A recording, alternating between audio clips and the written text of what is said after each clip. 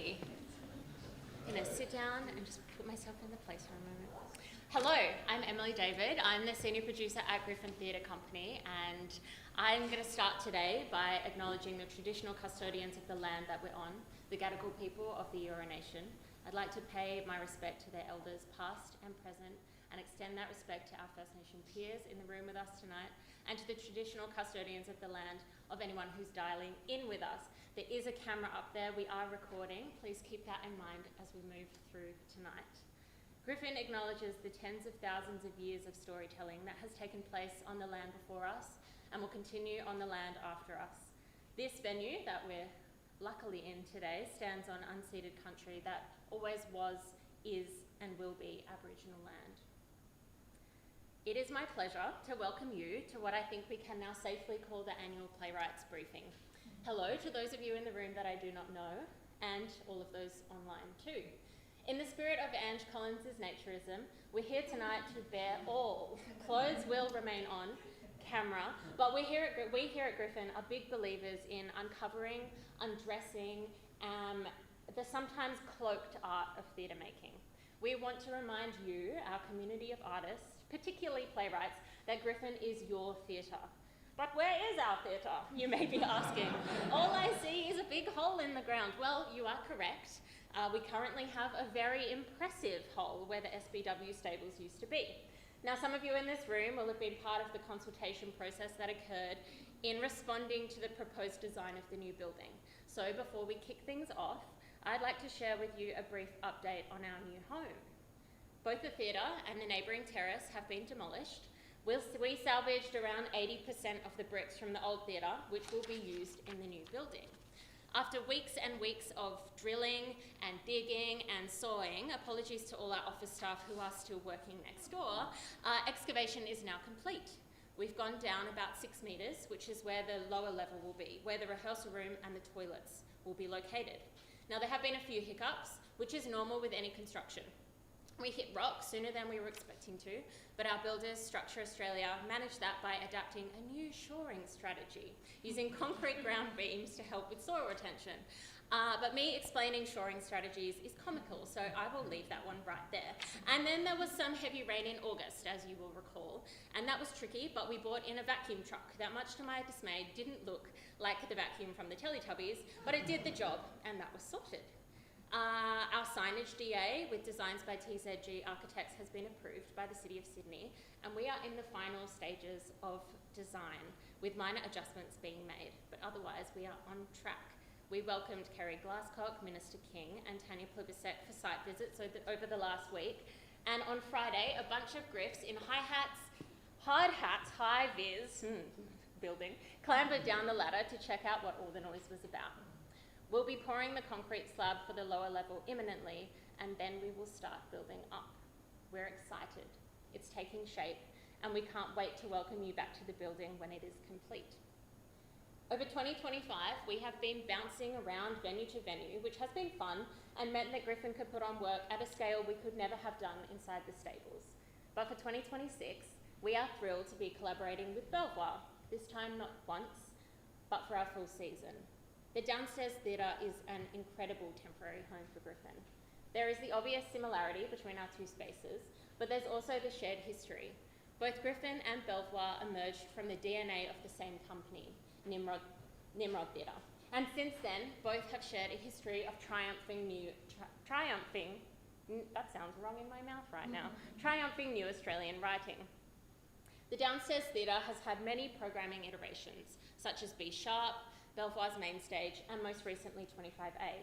Over that time, it has launched the careers of writers like Kate Mulvaney, Nikia Louie, Brendan Cowell, and now the writers of Griffin's 2026 season will add their voice to that lineage. Griffin and Belvoir will be announcing a collaboration between 25A and Lookout in 2026. We can't announce the full details right now in this tonight's seminar, but please stay tuned. Now, what you're actually here for. Tonight we will discuss and demystify some of the artistic processes at Griffin. Daly, our literary associate, will talk through our programs and pathways with the help of some of the artists who are or have been part of our programs. There will be time for you to ask questions, but if we need to keep moving for whatever reason, and you still have something burning, both Daly and I will be around after to chat further, and Daly is always available to chat to playwrights via email or phone. All our programs here at Griffin are funded by philanthropy, and the programs that we'll talk about tonight are supported by Copyright Agency's Cultural Fund for the Griffin Award, the Malcolm Robertson Foundation, Shark Island Kangaroo Valley, and our Griffin Studio donors for the Griffin Studio 2026, Suzie Miller for the Suzie Miller Award, and our 2026 Lookout season is supported by Shane and Catherine Brennan. These programs wouldn't be possible without the support of our donor family. Now, before I hand over to Daly, I have the blessed task of explaining programming at Griffin. A small feat. From the outside looking in on any company, it seems like a black box and unexplainable. But now, having worked inside the programming teams at both Belvoir Street Theatre and Griffin, I can say it is more of a precise art than it seems.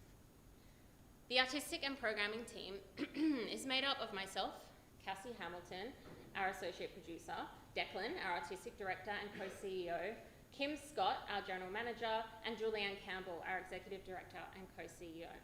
And sometimes we invite guests into the room, like Mary Rachel Brown, our Suzie Miller Fellow, or our studio artists. As a group, we have a running list of shows, plays, people to watch, read, meet, and we are out and about as much as possible. We report back on and discuss things that excite or challenge us. We are somewhat of a hive mind, and we tentacle our way out into the artistic landscape.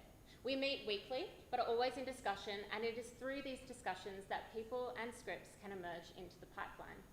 We are interested in original Australian stories. That's what Griffin does. And I think we're one of the only companies that focuses specifically on new Australian work. We put the playwright at the centre.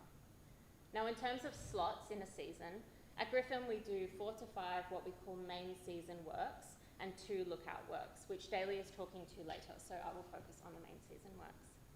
When we're planning, we set up a shared workbook, we list our targets for the year ahead, and then we build a board of shows together. As we're adding, shifting, and rearranging, we are constantly referencing our targets. Now, targets is unintentionally vague, but includes financial, ethical, experiential, form, feel, and if balanced correctly, it's what makes Griffin, Griffin. Declan is really interested in the audience experience. So we talk about what sparks discourse, what confronts us, what has heart, joy, and spectacle. We're inviting our audience in to reflect and have an experience with us. We want those experiences to range across a spectrum. We're interested in having a mix of seniority in the season, emerging playwrights alongside established. We balance out slots with plays that will need more or less resourcing based on their level of finish when they arrive to us, how ready the work is, and what we need to get it up. Usually, we only have one of the slots in our year for what we call the big work. This is a resource-intensive, larger-scale production than others. At the moment, we have Naturism on downstairs. That would be a big work for Griffin. Griffin is small, and we really can only afford to do works like that once a year, both in terms of money and resourcing, but it's also a huge workload for our staff, and we really want them to stick around. There are some things Griffin struggles to program, not because we don't think it's worthwhile or brilliant, but because they're difficult for us resourcing-wise and space-wise. Size, I've just said we can only do one big show a year. We also really struggle with large casts or teams. We just aren't set up to facilitate or hold that. Image-based work has been hard for us in our old home, and we will continue to explore what that will be like in our new home. And I know we probably have some interstate artists dialing in online, and I say this in no way to discourage you, but we do find it hard to program with an out-of-state team or cast. The costs and expenses associated with that are prohibitive for us. That's not to say we never do it, but it is prohibitive for us. There are also a couple of things we don't program as a company. We don't program adaptations of non-Australian canonical work, and we don't program work that are stories from outside the writer's lived experience. So, how do you get Griffin Artistic and Programming ready to read your work? You'll hear more about pathways in via programs from Daly, but outside of that, our advice is to submit your plays to us to read. Just make sure you're happy with the draft you send, because usually we'll only read it once. Better yet, if you also have an archival, please send that over too. Invite us to readings, to developments, invite us to your indie shows. We'll do our best to come along. We're a small but mighty team, and we are genuinely interested in getting to know you and your work. Now, over to Daly Rangi, our literary associate, to guide you through the rest of this evening. Thank you, everybody.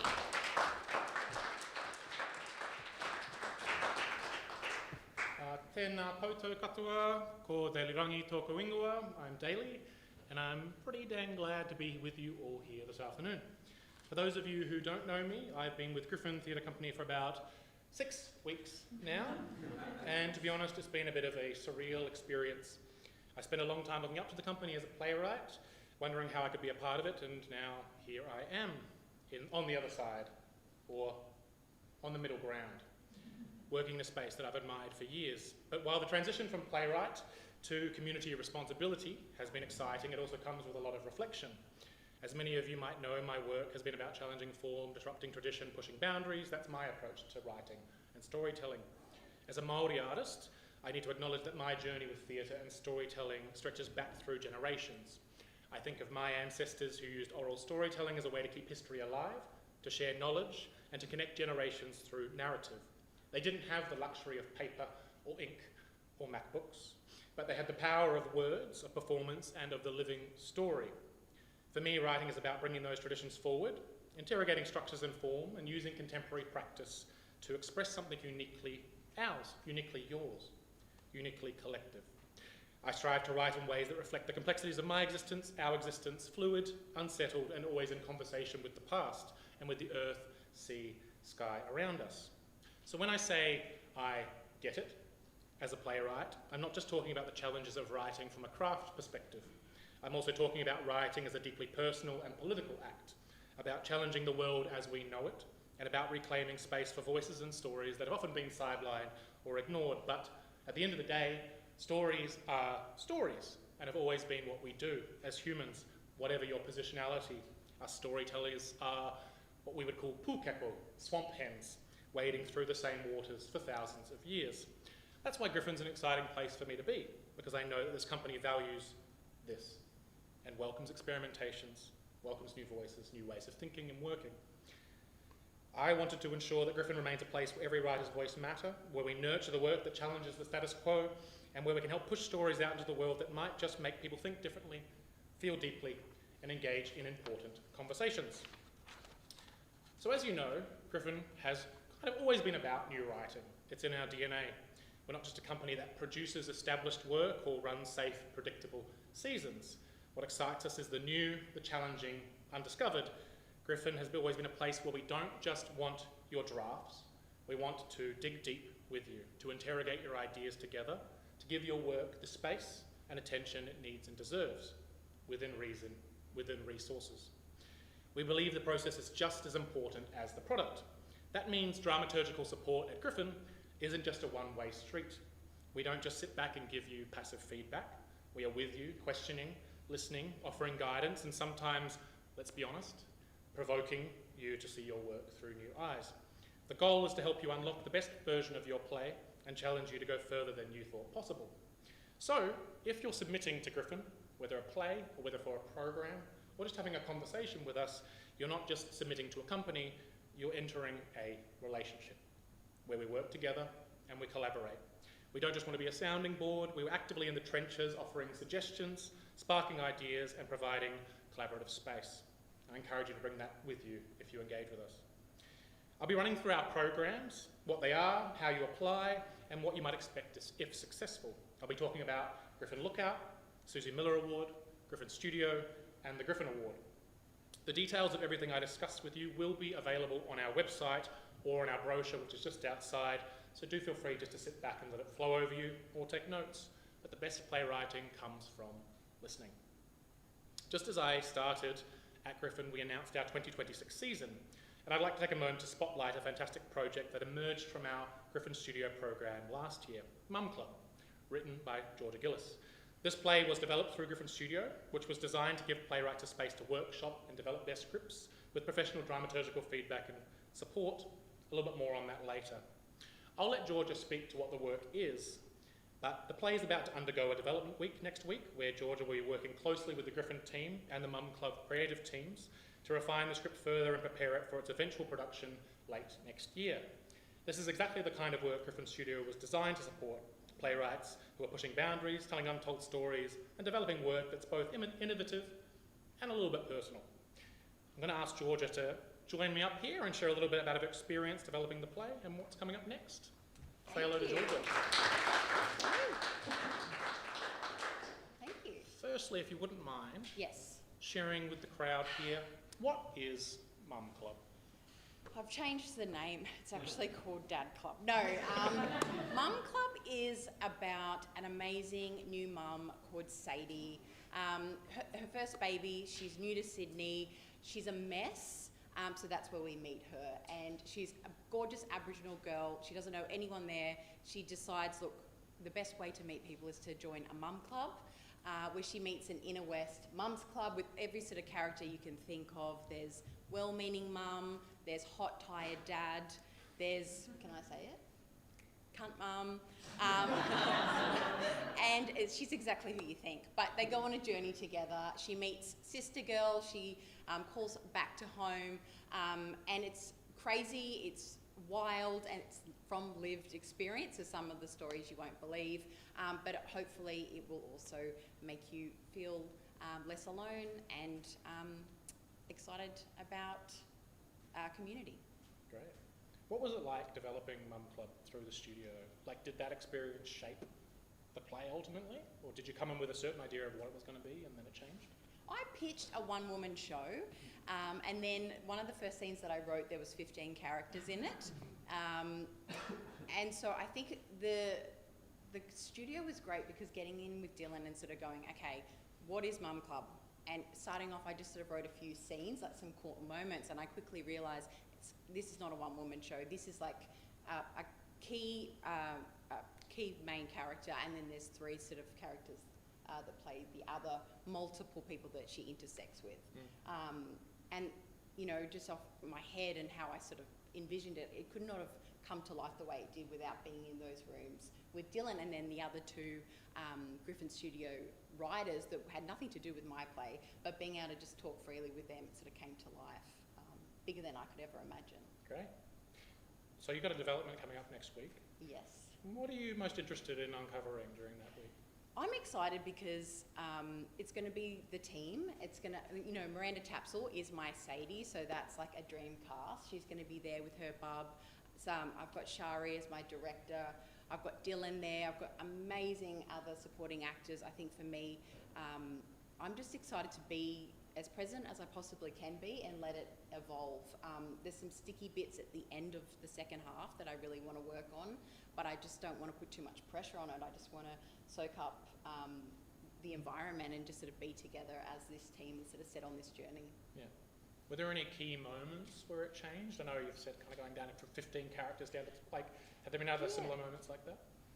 I think the funny thing was, like, when we were doing the studio, we didn't know what, like, we were like, is it okay if we have a reading just with the, you know, ourselves and maybe some actors?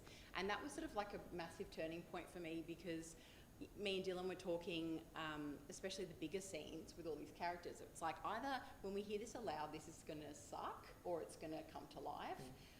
And sitting in that room, you know, and getting the feedback from the actors, you know, people like Shari was there and Ursula Jovic, it was like, it just sort of changed everything, and I could clearly hear what was working and what wasn't, and it just sort of drove me to sort of get the next draft done. Great.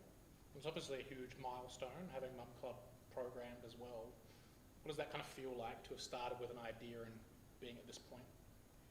I think the one thing that worked, like it may not have got programmed, is the way I sort of set out in the studio was like, okay, I'm just going to act like I'm getting to the end of the studio and I want to put it forward for programming. Okay. So it was sort of like, and with the other writers, it was like, you know, running mates and going, okay, that's draft, there's the feedback, next draft, that's the feedback, that's the next draft. And I never thought, to be honest, I never sort of thought that was going to happen. And so when it did, it was like mind-blowing.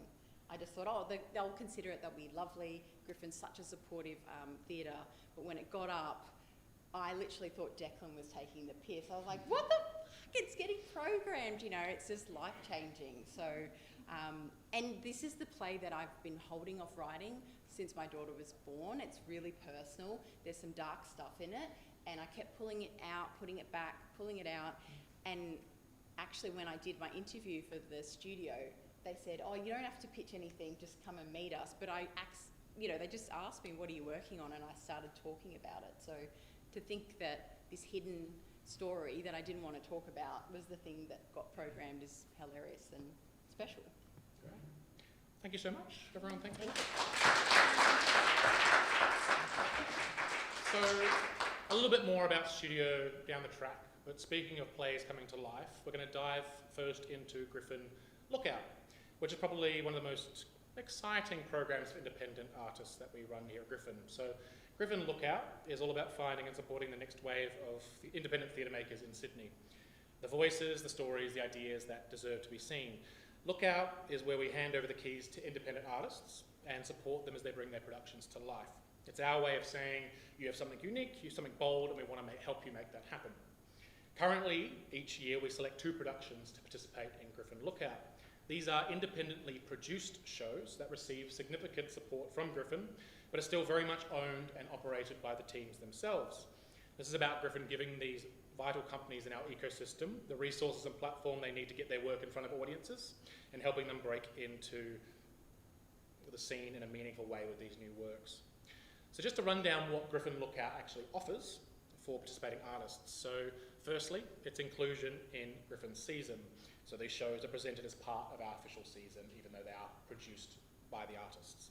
There's usually a cash stipend for production costs, so we provide financial support to help cover some of the costs involved in producing the show. We know that the financial pressure of independent theatre can be overwhelming, so the stipend is designed to ease that burden and allow artists to focus on the work itself. There's a box office split in the artist's favour, so we want the artists to share in the success in their work, so the box office split is weighted that way. We're all about ensuring that you benefit from those ticket sales and that your work gets the reward it deserves tangibly, economically. And we also offer artistic producing, marketing and box office support for those works. Griffin doesn't just hand you the reins and leave you to it. We provide ongoing support in all areas of production. That means artistic guidance, helping with marketing and front of house support, including managing box office and tickets. You won't have to navigate the logistics of independent theatre productions alone. So you may or may not have heard, and you can see in the brochure afterwards if you like, that the productions for next year have already been programmed. And that'll be in the Downstairs Theatre at Belvoir. Firstly, just a champion, we have Afterglow, which will be in July 2025. Afterglow is a touching musical rom-com set against the backdrop of the barbershop singing national championships. Every year after the competition, the men gather for the traditional Afterglow, where whiskey flows, ties loosen, and quartets sing into the small hours. At the 2012 Afterglow, Michael, a barbershop purist, meets Tom, a first-timer with a messy suit and a radical outlook. Why can't women sing in barbershop competitions? Over 6 years, their heated debates evolve into something tender and complex as both experience major awakenings. Oh, and did we mention it's sung in 4-part a cappella harmony? So this work was written and composed by Shiana Parker-Russin and Lillian M. Hearn, and will be directed by our own Cassie Hamilton. That's to give you an idea of one of the types of works we might support through Lookout. Alongside that, we also have Lacuna in August 2026, the Downstairs Theatre. So Lacuna follows Claudia, jobless and stuck in a rut after a massive fight with her mum. When a strange job offer from Mengpo, the goddess of oblivion, lands in her lap, she's intrigued. The job, erasing memories. The pay, negotiable.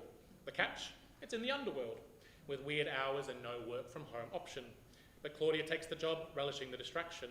Soon she discovers an unexpected perk, tampering with the memories of her friends and family. At first it's small tweaks, like erasing the time she said Riz in front of a Gen Alpha, but meddling with memory comes with serious consequences, and Claudia is about to learn the cost of playing with the sacred. Written by the wonderful Eric Zhang, directed by Nicole Pingham. Just to say, Afterglow is produced by Purple Tape Productions as the company, and Lacuna is an Essential Workers production. So we will work with both of those companies to produce those works. That's just an example of the kind of works that we do look for in Griffin Lookout. You may or may not have seen Birdsong of Tomorrow by Nathan Harrison, and Sistren as well by Love. And yeah, Lookouts for indie shows that are ready for the stage and who are ready to make their mark. If you've got a show that's raw, original, ready to challenge the boundaries of theatre, that's where Lookout might be for you. It's not about being the most polished or the most theatre in a traditional sense. It's about authenticity, innovation, and freshness in your approach to telling a story. If you've got a production lined up, written, ready to go, that feels urgent, relevant in today's theatre world, we want to see it. So get in there next year. Griffin Lookout's about celebrating that energy and helping to amplify it on a bigger stage. As I said, Lookout 2026 is already programmed, so our call out for 2027 will go out next year. No dates yet, but likely in the second quarter of the year. And for that, we will be looking for works to be programmed in our new theatre. And that's all I'll say about that. If you've got any more questions about Lookout, feel free to get in touch, because there's a bit of a longer timeline with that when we're looking at programming for 2027. So, on to the Suzie Miller Award.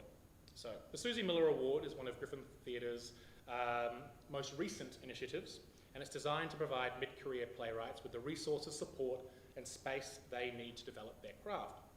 Named in honour of the remarkable playwright Suzie Miller, who also helps fund that program, who is known for her bold, thought-provoking work, the Suzie Miller Award is open to mid-career playwrights across Australia. I'll explain what that is. Who have both industry recognition and a body of professionally produced work. This was an award that was just New South Wales artists only. That has now been expanded across the nation. So if you are a mid-career playwright or know a mid-career playwright, do tell them to apply. We're building on the success of the inaugural award winner, Mary Rachel Brown, and we've just opened applications and we're looking to expand that across Australia. So what is the award? It aims to provide a supported environment for the writing and development of a daring, innovative work and a scaffolded pathway towards production, both within Australia and beyond, pushing writers to explore their craft in the context of Australia's new writing theatre company. So the award includes a $30,000 commission, mentorship from Suzie Miller, and a 2-year residency with Griffin, supported through a mix of digital mentorship, creative exchange and resourcing, and periodic in-person collaboration, depending on where the playwright is positioned. The awardee will have the opportunity to meaningfully contribute to Griffin's artistic programs, including Griffin Studio, Griffin Award, and other industry and community building initiatives. What makes this award particularly unique is the combination of the financial support, creative mentorship, and networking opportunities. The winner will receive a grant that allows them the freedom to focus on their writing without the pressure of those kind of concerns, but it's not just about the money, it's about being embedded in a company. This collaboration will help refine your ideas, strengthen your work, and ultimately elevate your play and your practice to a new level. The support doesn't end there. Recipients also introduced to new audiences, increasing their visibility and providing opportunities for the work to be performed and celebrated.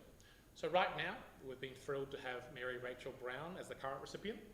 Over the past year or two, she's been working on her play, The Swap, and some other bits and pieces, and I'll let Mary speak to that. Mary's journey with the award has been a remarkable one, and it's exciting to see how her work and practice has developed with Griffin. I'd love to ask Mary to come join me on stage.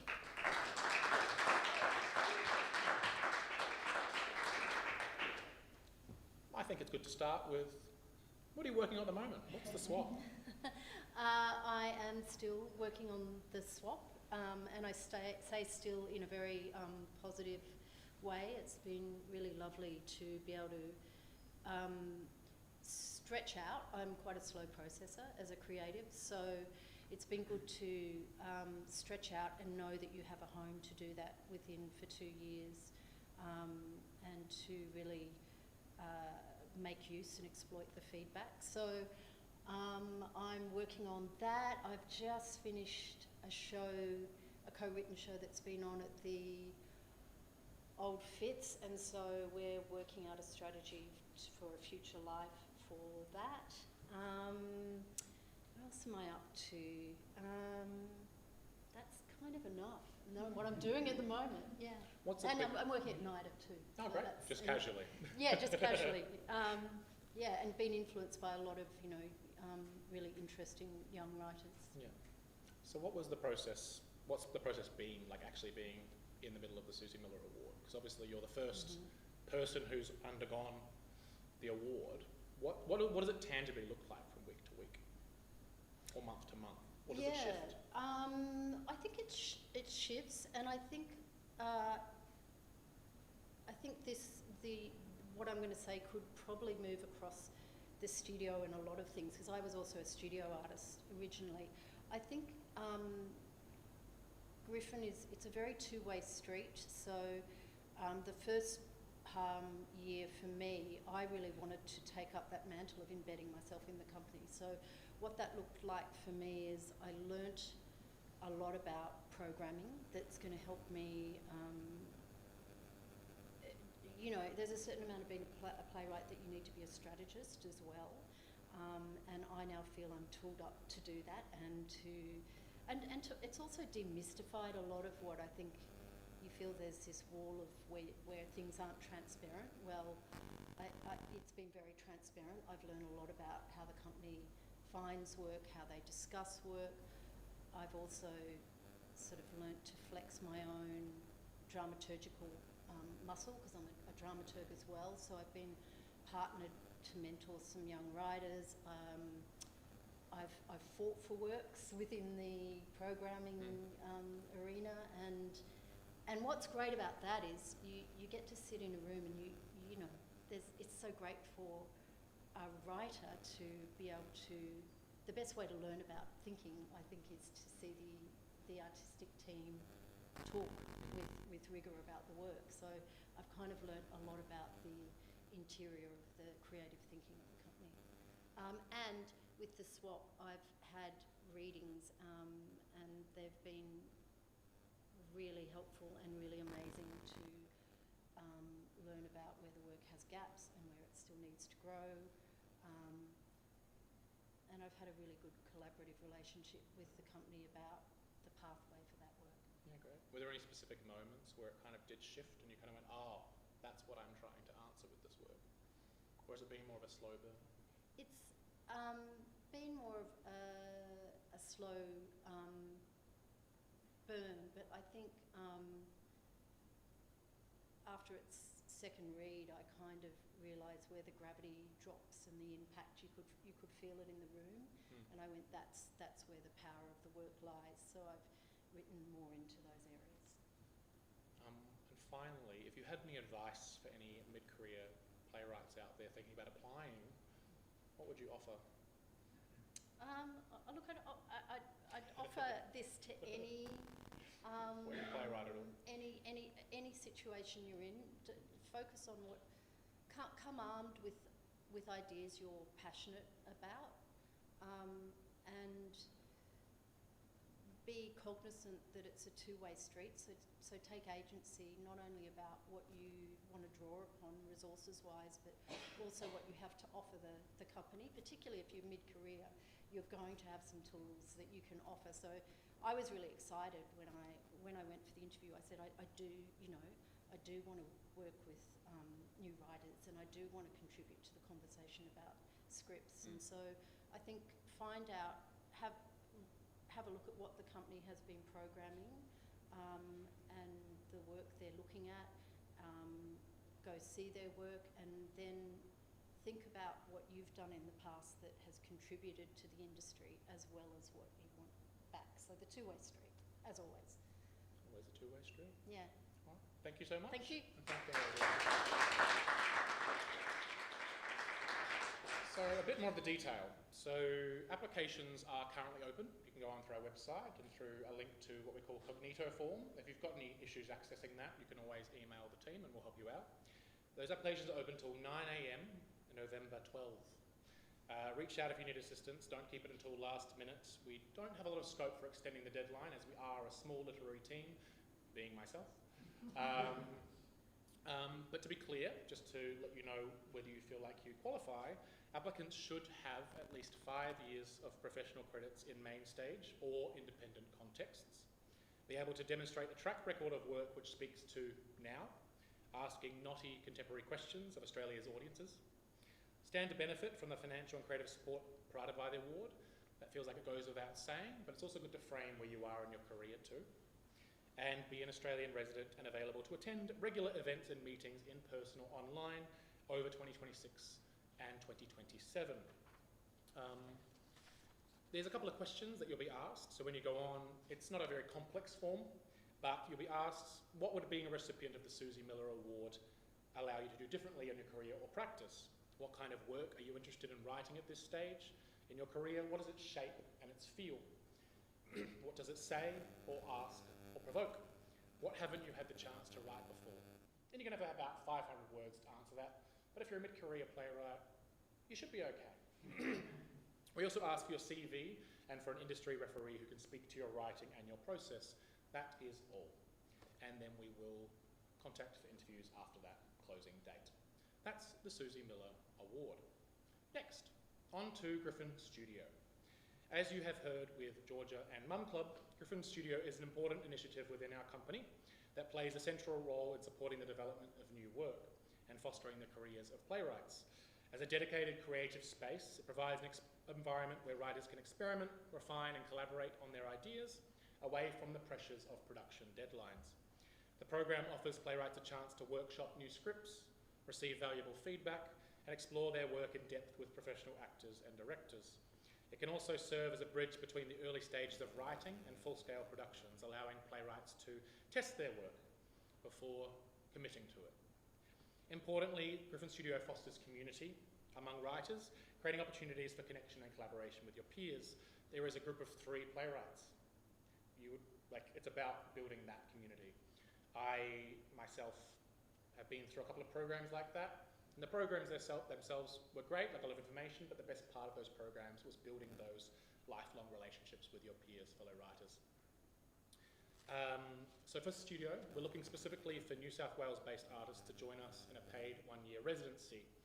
Applications open specifically to early career playwrights who are seeking to make urgent and exciting work and are interested in challenging and expanding their practice.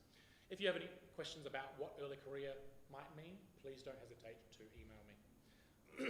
For this program, we're focusing more on local emerging playwrights. For the first time in 2026, our Griffin Studio cohort will also attend a week-long writing residency at Shark Island, Kangaroo Valley from the 11th to the 17th of August 2026. This is inclusive of all meals and accommodation, thanks to our generous support of Shark Island Institute. If you are applying, that's something to keep in mind because you do have to come along. So have a look at your schedule next year before applying. So you'll begin with Studio in February 2026 and run through to March 2027. So 3 Griffin Studio artists will connect with fellow playwrights and the Griffin Company, develop 1 or more projects with support from Griffin's artistic team, and undertake in-person workshops on aspects of playwriting and theatre making, and paid a $12,000 fee over the course of the program. Successful applicants will be expected to attend monthly in-person workshops throughout 2026 and 2027, with the first session and induction taking place on Sunday, 22nd of February 2026. I say that now to warn you. Applications for Studio are open until 9 AM, Friday 14th of November. Reach out if you do need assistance, but I encourage you to jump home and start it this afternoon if you can. Today we're going to have a little chat with our current Griffin Studio artists, Christopher Bryant, Joanna Erskine, and to hear about their experience in studio. Come join me up here. Say hi to Chris and Joe.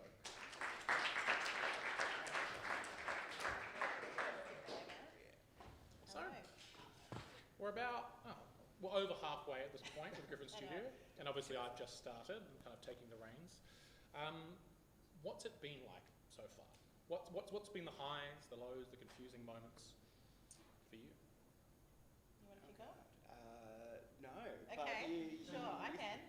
Yeah. I think community is key, what you said. It's really lovely to just be working with not just, other amazing writers like Chris, but our amazing Griffin team that we get to work with, Mary, who's come to so many of our sessions.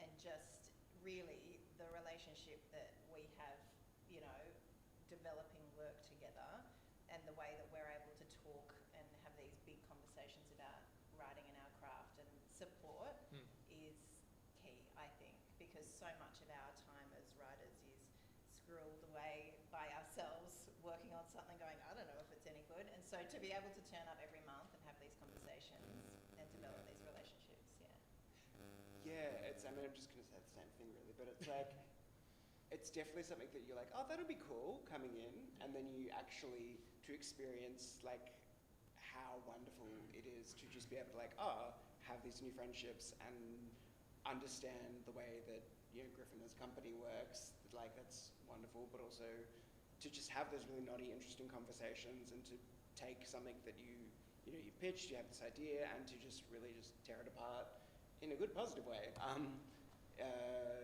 It's just the cohort and the camaraderie, and also the writing. So you both kind of might have come in with a certain idea about what you wanted to write, what was haunting you. How has that evolved over the last 8 months now, or kind of 2/3 of the way in? Yeah.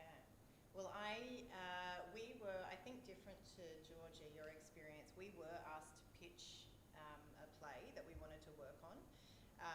And so we knew that the company was kind of interested in our writing, and then were asked to kind of say what is a work that you would develop, because that's the key thing that we do in studio.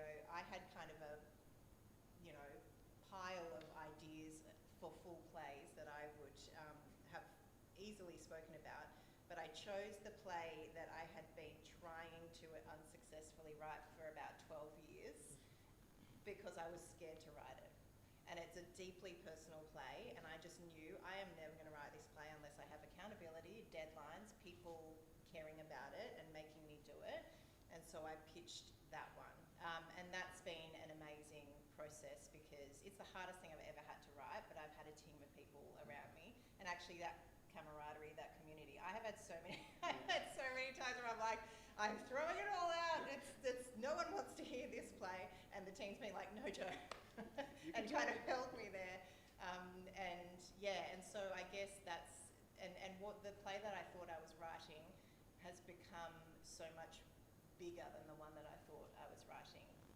And that can be everything from, I feel like I went the opposite process of Georgia. My play went from like a 5-person cast to realising it's just 2 actors telling quite an epic story. But also that the whole premise of the play was something bigger than, or something much more interesting. And my difficulties writing the play as a writer, writing a very personal story of mine, was the play.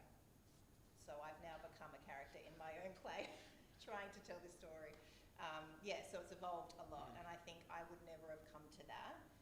I would have written a very different play if I wasn't doing it within studio. Yeah. So there was just what was the question again? What's it been like? So did you come in with a certain idea of what you wanted to write, and how has that shifted throughout the time? So don't get a brain injury because your memory's good. It's really good. I was in an interesting space, I think. So my plays are quite, it's like autofiction, but it's from this experience I had in 2014. I was hit by a car, nearly died, got a brain injury, and sort of about my grappling with learning to identify as someone with a disability and what that means, and sort of these naughty kind of things. And I was like, that, but like, what's what I'm going to say? When that happened, everyone was like, you should write a play about it. And I was like, fuck off. That sounds really stupid. And then, of course, 10-year anniversary comes around. I'm like, I think I'm going to write a play about it. Oh, shit. That sort of coincided with the Griffin Award changing. It was the first year it was a pitch as opposed to a completed play.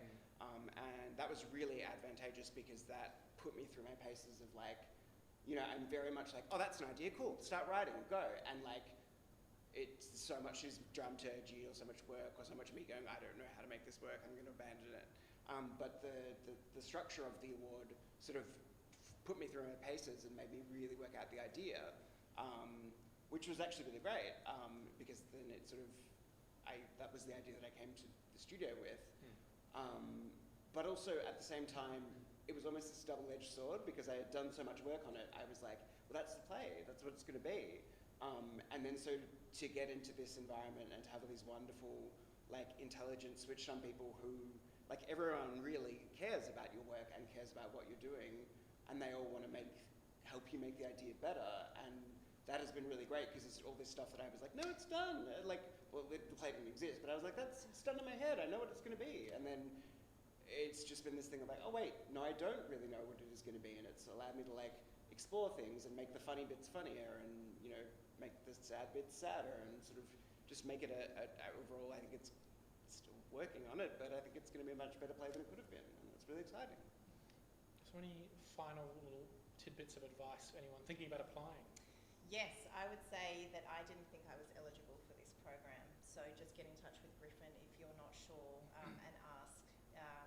Yeah, I think that's the most important thing, and also to say that I remember being a baby playwright applying for Griffin Studio and getting interviewed with Sam Strong. That's how old I am, and you know, and to see the company still supporting you know, writers at all various stages of their career is really important. So please do not write yourself off. Please just ask the question. Yeah, get in touch with the team. Yeah.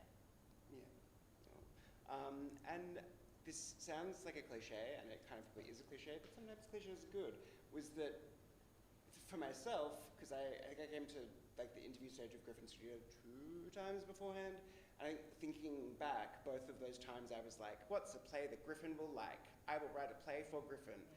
And then in course, I'm glad that they were like, no, that doesn't seem like, you know, but to come into this, it's sort of, I led with, okay, this is the thing that I really fucking want to write and what I really care about, and then the rest, the structure of it all, and making it be, you know, more of a play that could potentially work for Griffin or any theatre, really. Yeah. That sort of came second in a way that is really helpful, but leading with the thing that you the passion and the thing that you really want to do, that is always going to be better. Great. Yes. Good advice. Thanks so much to Chris and Joe. So, as I mentioned, applications are open for the next couple of weeks, so do jump in now. Again, it'll be a pretty staunch deadline, but happy to help where I can. If you've interviewed for Griffin Studio before, I just want to note that you can tick the box in our form that says so, and we'll ask you to just update us on where you're at in your practice and what you're working on. What's your current burning idea? How would you like to utilise this opportunity to extend your practice? We likely already have connected with you and know your work. If this is your first time applying or yet to be shortlisted, it will be a process of uploading your CV, some details about you and your practice. Focus on what has been the journey of your practice up until now. Keep in mind we are looking to work with artists who have an active writing practice. We will ask you to share an excerpt of a work you've written. We encourage you to show us the stuff that you are most proud of, that best represents you as an artist. Don't hold back on sharing your specific voice and way of writing. I say that as someone who writes too many monologue-based works. Give us an idea of what's haunting you, what you're itching to write, how would the opportunity support that? It's a quick and easy form, but again, do reach out if you need help. Finally, in our programs, we have the Griffin Award. So the Griffin Award is one of our most prestigious awards, designed to support bold, innovative voices in theatre.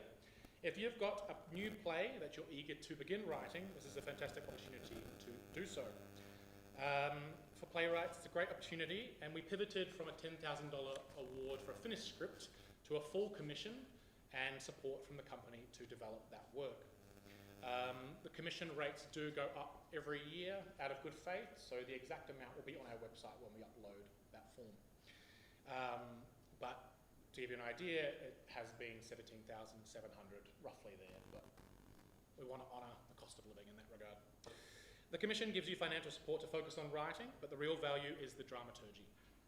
I and other members of the artistic team will be there to guide you, provide feedback, and help you refine your play, making sure it gets the attention it deserves. Plus, you'll get access to workshops, readings, creative development sessions with actors and directors to see how your play works in real time. It's a collaborative and supportive process, which means you'll have a community around your work as it develops. But it's important to note that while Griffin is invested in your development and the plays that come through our programs, there are no guarantees that the work that will make it into our season to be programmed immediately. What we do guarantee, though, is our full support in developing your play and helping you grow as a writer. Griffin serves as a great engine room of support. Whether your play ends up on our stage, we're committed to helping you develop and refine your work for whatever comes next. So if you're a playwright with a new play, get into Griffin Award. Each year, roughly between 120 to 160 writers apply from across the continent, just to give you an idea of how many plays our panel get to read. It's wonderful, but it's really great to read all these new plays and see what's out there, regardless of who gets longlisted or shortlisted or wins. Keep in mind that for Griffin Award, since 2023, so the last 2 years, we're looking for new ideas, not finished scripts or ideas that have undergone extensive development. To be eligible for the 2025 Griffin Award, 2026 Griffin Award, the idea pitch must have been conceived as a full-length play, at least 60 minutes in length, be unproduced and unencumbered by future agreements for production, and unpublished. Not have been previously submitted for the Griffin Award or have been part of our other artistic programs, and be written by a playwright who is a citizen or permanent resident of Australia. Griffin Award applications will open on Tuesday, December 2nd, and close on the 31st, New Year's Eve, most likely at midnight. I won't pretend I haven't done that myself. Don't dilly-dally, it's good to start thinking and writing now. So to apply for Griffin Award, we are looking for, at the moment, and this will be updated on the website, but roughly a 1 or 2 page pitch of your idea. Think of it as like a treatment of what that work might look like. And then a sample of writing from that work, the first 10, 15, 20 pages, depending on the form that the work's taking, showing that idea in action. These don't have to be perfect, just write it. Remember that every production of your favourite play started with a seed of an idea and a hastily written pitch, an excerpt, and every playwright will tell you there's always a very bad first draft. So get it done and then you can go into your less bad second draft of that idea. To help strengthen your application, I've been organising a juicy little suite of pre-recorded writing workshops to help you get those juices flowing. On Tuesday, 11th of November, I'll be sharing a workshop on the nitty-gritty, how to actually apply for the award in detail and how to best pitch your idea and unpack the dramatic risks and stakes. The most important thing for you to think about when you're thinking about your idea, what is the dramatic question you're trying to answer? Feels so easy and yet so hard at the same time. Who is your protagonist? What do they want? What's getting in the way? And to use an example, in Māori culture, there's a story of how Maui slowed down the sun, disconnected from any playwriting colonial form in that way.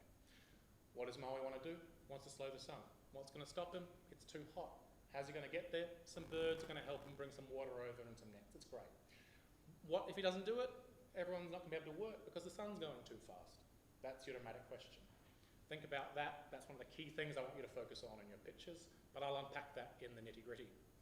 Then on Tuesday, November 18th, a special guest, yet to be announced, will be sharing a workshop on the why now, unpacking relevance and theme in playwriting. Why is this play for Griffin, and why do you want to write it now? Then on Tuesday, November 25th, Mary will share a workshop with us on the first 20 pages, how to capture attention with an excerpt when the idea is still very much in development. Alongside the announcement of the award, we also deliver the Griffin Award keynote, delivered side by side.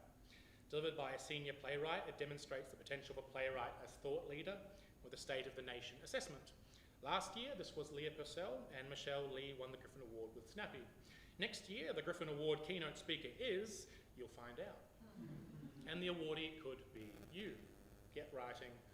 I'll say it, the work is the work. At Griffin, we're deeply committed to supporting new Australian writing. We've built a reputation as the home of Australian new writing, and it's something we do take incredibly seriously. Whether you are early in your career or a more established writer, we're here to try to give you the resources, the space, and the support to grow your work and practice. To remind you, storytelling is one of the most important cultural touchstones that we have, and playwrights are often at the heart of that. The stories we tell on stage reflect the world around us, challenge the status quo, and spark important conversation. We have an ability to connect people to ideas and emotions and issues that shape our culture. That's why we're passionate about supporting playwrights, because the work you're creating isn't just important to theatre, it's important to society and culture, even if it doesn't feel that way. As a literary associate, I'm relatively new to the role, but I want to make it clear that I'm here to listen and be a resource for you. What do you need as writers? What challenges are you facing? What kind of support would help you take your work to the next level? Whether it's dramaturgical support, gentle feedback or a script or guidance, I'm there to have those conversations with you within reason, within resources, within time. We are a small company, but I want to make it clear we want to be responsive. Griffin's commitment to new writing doesn't just end with our programs, it's an ongoing process of dialogue, development and collaboration. My role is to help facilitate that, whether it's through our programs or just by sitting down with you and listening to what you're working on and what you need. This is your time to develop and push your craft, so please don't hesitate to reach out, share your ideas, and let us know how we can support you as you continue to develop your work. Some of you will be that's kind of the end of the official proceedings. I do want to gently open the floor to any burning questions you might have, but you're also welcome to hold on to those and come grab me one-on-one after this as well, or have an email or a phone conversation. Any questions? Hello. Hi. So I'm new to this whole play thing, right? Okay. In terms of engaging with voices that don't often get their position, right? I'm talking about, because we're looking at a multicultural environment in Sydney, and often we see there are pockets of culturally intensive work happening, which doesn't seem to cross-pollinate into quote-unquote the mainstream, lack of it, it's a rush. How does Griffin position itself? How does Griffin position itself? In that cross-pollination from small cultural outpourings into the bigger land? Well, it's about, I think for us, it's about we need to work to leave outside of King's Cross and know that we do go out and see works outside of what can feel like a bubble. But it's also about kind of being unafraid to write that email or pick up the phone, which I know can be slightly terrifying, but all of you in the room have met me now. Hopefully I come across as accessible in that regard. I just actually encourage you to like email and or give a phone call and actually just chat about who you are and what your practice is and what you're looking for, and even where you feel like those gaps are. Because that's the thing, I am from Aotearoa, New Zealand originally. I spent most of my practice in life on Wajak Noongar Budja in Perth, on Borlu, moving here 4 years ago. So I'm also new to here. For me, Sydney, New South Wales, Gadigal, this is all kind of new to me as well. I come from somewhere that can feel very underserved. So I think know that I also understand what it feels like to be underserved in that regard. But the best thing I can do is encourage getting in touch with us and letting us know what you or what your communities are doing out there as well. And we'll try our best to come along and have conversations out there with you. That's not a perfect answer by any means, but just know that we're kind of invested in the idea. So if you've got like this burning idea you want to share, get in touch or come through our programs. And again, we are trying our best to work outside of that. We're still a relatively small company, but that doesn't excuse a lack of action in that regard. Any other questions? Please do come search me out after the show or reach out via email. I know they will come to you later on.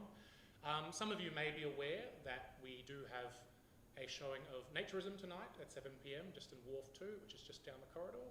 If you are attending, you can access a $25 ticket to that. If you haven't booked in yet, come find me and we can help you get booked in for the show. But otherwise, those of you who are coming to see the show, I will be too, and we'll be hanging around after the event if you want to continue chatting.